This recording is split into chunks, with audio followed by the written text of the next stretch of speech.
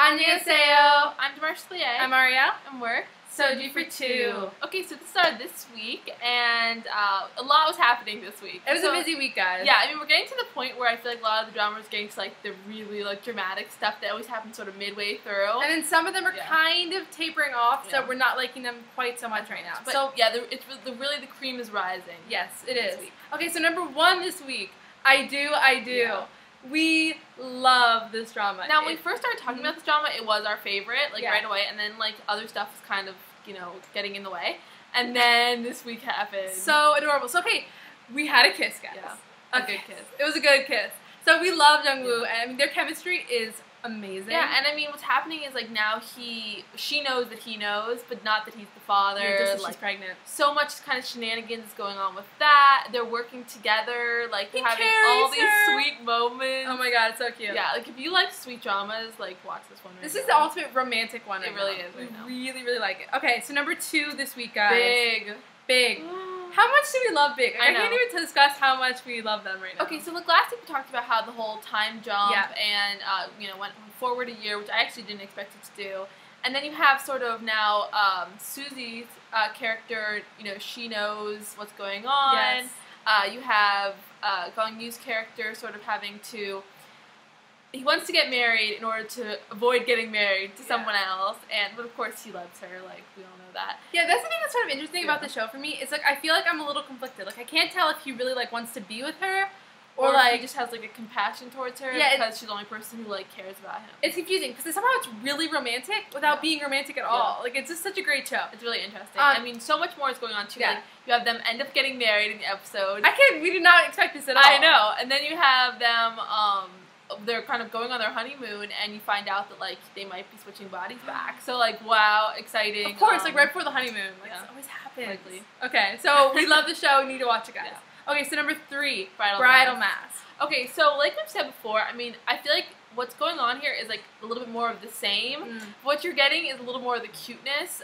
So I guess that's why it's not ranked one anymore for us, but you are still getting the cuteness. It's so great, guys. Yeah, he is using the excuse of tailing her as his excuse to follow her around, which he's like a little puppy. I just love him. Ugh. And it was really interesting because I was talking to my husband about this because we were talking about sort of the flower boy suits and how it's the dandy look, and because obviously it's the early 1900s.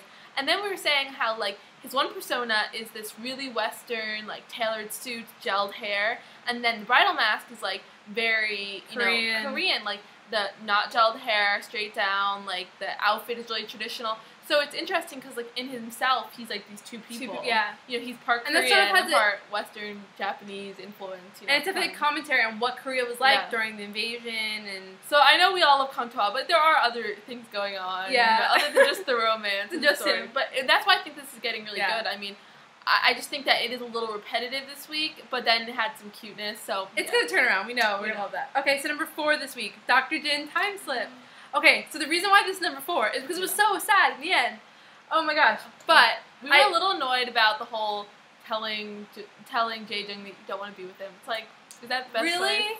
Okay, we really like Dr.Jin, but I mean, if there's ever a choice, we'll always pick Jae-jung. So she's getting kicked out because of this. She's sort of going against her family's wishes. And I think that would be a really big thing at that time period. To be this is the guy you're supposed to marry, and you don't want to marry him. And not for a good reason. Yeah. Just because it doesn't feel right. I don't think that's really enough of a reason during this time. We're kind of mad at her. Yeah, we're a little mad at her right now.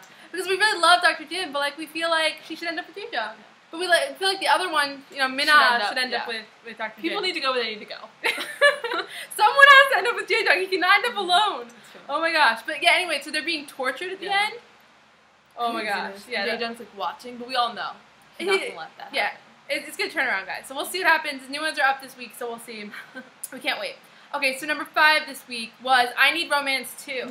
Okay, so this is number 5, even though we really, really like it. Yeah, it's just starting out. It's just starting out, exactly. So we're going to see where it's going to go. But this week was actually great. And now I need to mention that this show, the reason I think I'm going to love this show is the music. Yeah. I think the music in this show is amazing. She's been talking about it, yeah, because they had one of my favorite Death Cab for Cutie songs. What is it? Follow You Into the Dark.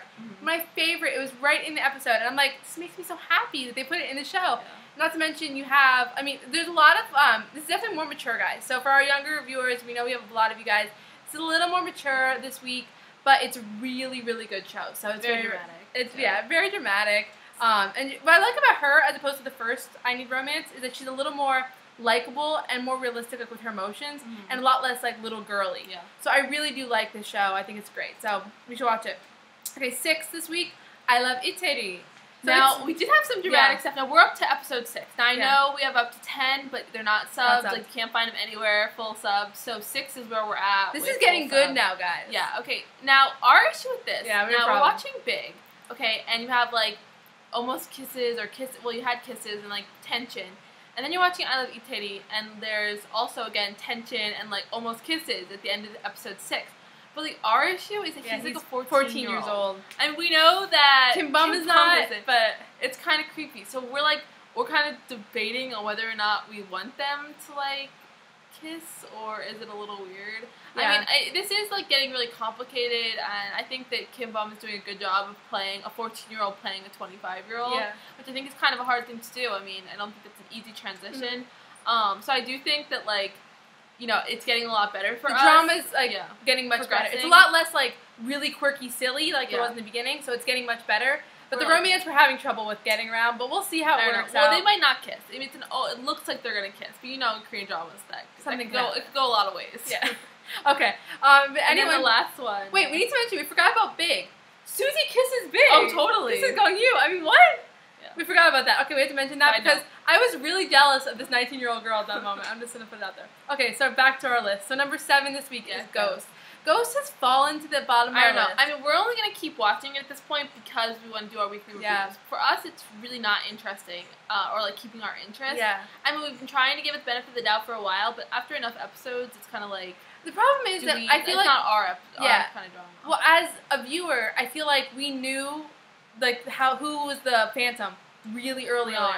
And because we knew that, all of this, like the other sort of unraveling... just isn't really great because you're not getting to like the mystery's already been solved.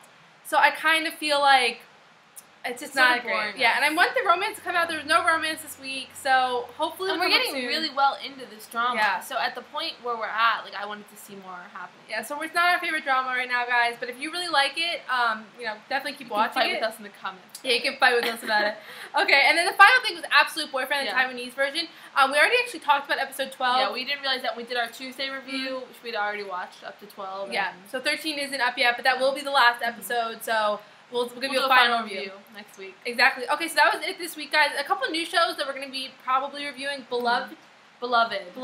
Yeah. So I watched the first episode, but she didn't get to watch it yet, so we're going to do that next week. So maybe you guys should watch that. It seems pretty good. Yeah, it seems like a little more like darker and a lot of like people are married and it's sort of like almost like cheating. It's very interesting. So a different show to watch. Yeah, so we'll keep you posted on that one. And that was this week, guys. All right, thanks. Bye.